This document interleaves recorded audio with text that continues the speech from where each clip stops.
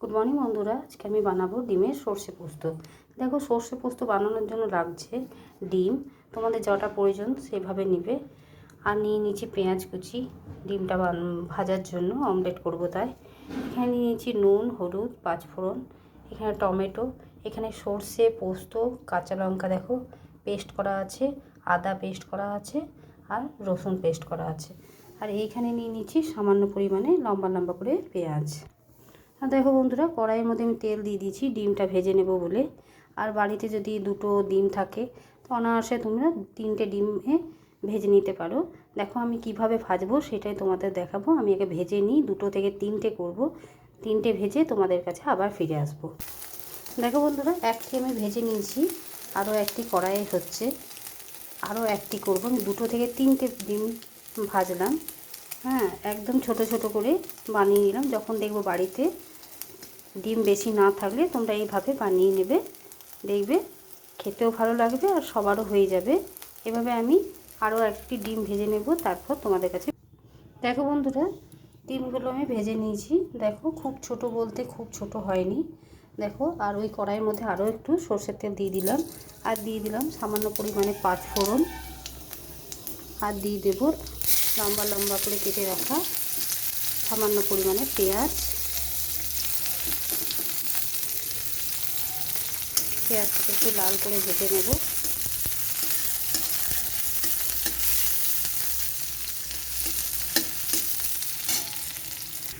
দেখো বন্ধুরা, পেঁয়াজটাও হালকা ব্রাউন কালার হয়ে গেছে। এবারে আমি দিয়ে দেব কেটে রাখা টমেটো। টমেটোটাকেও কিছুক্ষণ একটু নেড়ে চেড়ে নেব। আর দিয়ে দেব নুন আর হলুদ, যাতে টমেটোটা একটু নরম হয়ে যায়। এভাবে আমি কিছুক্ষণ টমেটোটা দিয়ে নেড়ে চেড়ে নেব। আর এইভাবে অতি অবশ্যই বাড়িতে বানিয়ে খেয়ে দেখবে, ডিমের সর্ষে পোস্ত রেসিপিটা অসাধারণ লাগে। এই রেসিপিটা থাকলে আর কোনো কিছু চাই না, একবার হলেও বানিয়ে খেয়ে দেখবে। আর আমার রেসিপিটা কেমন হয়েছে বানানো সেটা তোমরা অতি অবশ্যই জানাবে তোমাদের কেমন লেগেছে। এবারে আমি দিয়ে দেবো বেটে রাখা সর্ষে পোস্ত আর রসুন, আদা আর কাঁচা লঙ্কার পেস্ট। দেখো বন্ধুরা, এবারে আমি পেস্ট যেগুলো বেটে রেখেছিলাম সেটা আমি দিয়ে দিলাম।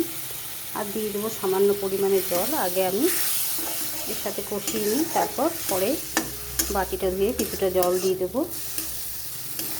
আর সব রকমই ধরো মানুষের শিখে রাখা ভালো, তাই আমি দেখালাম যে যখন বাড়িতে না থাকলে কম পরিমাণে কোনো জিনিস থাকে তাহলে তারও ব্যবস্থা করা যায়, এইভাবেও বানিয়ে নেওয়া যায়।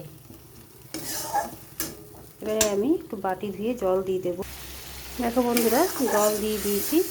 এবারে আমি খুব ভালো করে কষিয়ে নেব, যাতে আদা আর রসুনের গন্ধটা না ছাড়ে। সেই কারণে সর্ষে তো খুব বেশি কষালে তেতো হয়ে যায়, সেই কারণে আমি একটু খুব রসুনের গন্ধটা চলে গেলেই আমি জল ঢেলে দেবো। এইভাবে আমি কিছুক্ষণ কষিয়ে নেব। আর দেখো বন্ধুরা, 2-4 দানা হাতে করেই দেখাচ্ছি, টেস্টটা ব্যালেন্স রাখার জন্য চিনি দিয়ে দিলাম। দেখো বন্ধুরা, এইভাবে বাড়িতে অতি অবশ্যই বানিয়ে খেয়ে দেখবে, আমাদের তো খুব ভালো লাগে। আমি প্রথমে ভেবেছিলাম 2টো ডিম দিয়ে কী বানাবো, তখনই আমার ছেলে আইডিয়া দিল, মা তুমি ওই রেসিপিটা বানাও, যেটা ওইটা তুমি বানিয়ে দাও না, তাহলেই তো হয়ে যাবে। এইভাবে আমি কিছুক্ষণ কষিয়ে নিয়ে জল ঢেলে দেবো। দেখো বন্ধুরা, সর্ষে পোস্ত ভালোভাবে কষানো হয়ে গেছে, আর কোনো কাঁচা গন্ধ নেই। এবারে আমি ঢেলে দেব পর্যাপ্ত পরিমাণে জল।